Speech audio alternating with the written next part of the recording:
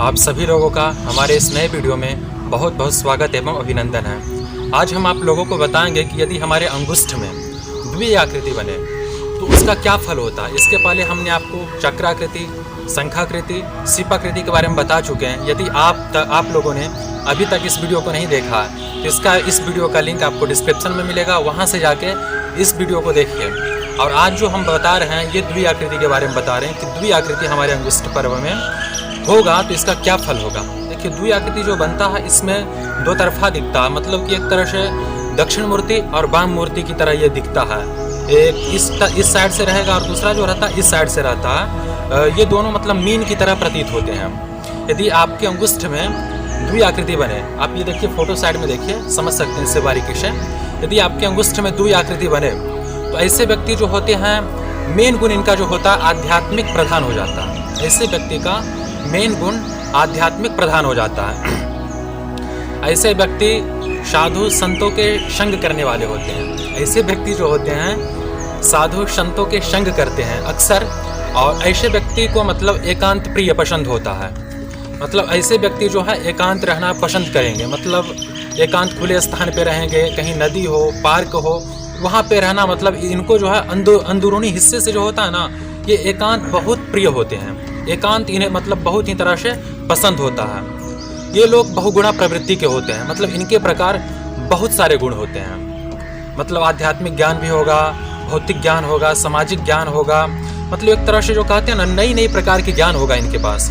और इसके बाद जो है ये व्यक्ति जो है अनुसंधानात्मक प्रवृत्ति के होते हैं, यानी कि रिसर्चर माइंड होता है इन व्यक्तियों का। मतलब एक तरह से ये हर चीज़ में एक नया करने का, मतलब कोई भी चीज़ करेंगे ना तो उसमें एक नया करने का प्रयास करेंगे। कोई भी चीज़ करें, कोई भी मतलब पढ़ भी रहे हो तो एक मतलब उस जो पढ़ेंगे कोई विषय तो उस विषय में एक नया चीज़ ढूंढने का प्रयास करेंगे।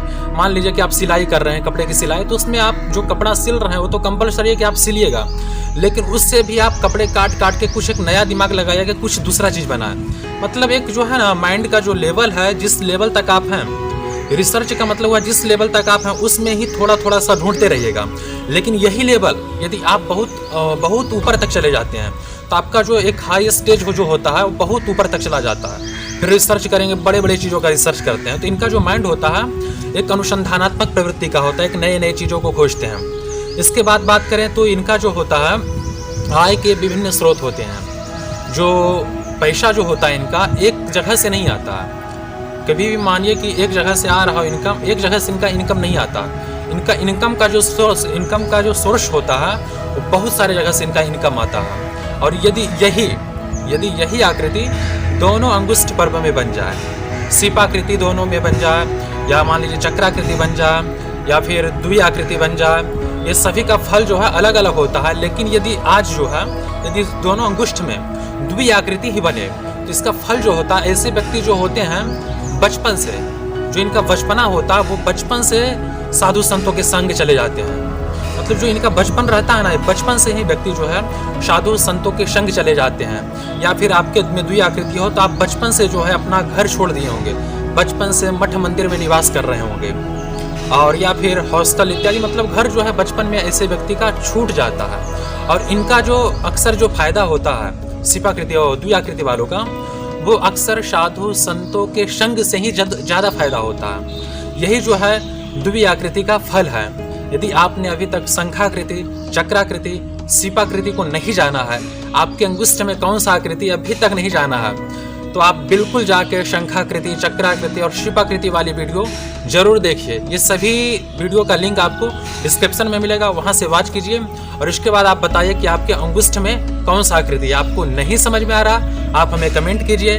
मेरा ईमेल आईडी आपको अबाउट सेक्शन में मिल जाएगा, इसके बाद आपको डिस्क्रिप्शन में भी मिल जाएगा। आप हमें ईमेल कीजिए और उसके बाद हम आपको बताएंगे कि आपके अंगुष्ठ में कौन सा आकृति है। और इसी के साथ जय श्री राम। और हाँ, ये भी बताना चाहूँगा आपको कि यदि आपने अभी तक हमारे चैनल को सब्सक्राइब नहीं किया है तो सब्सक्राइब कर दीजिए, और बगल में ऑल का बटन है उसे भी दबा दीजिए, और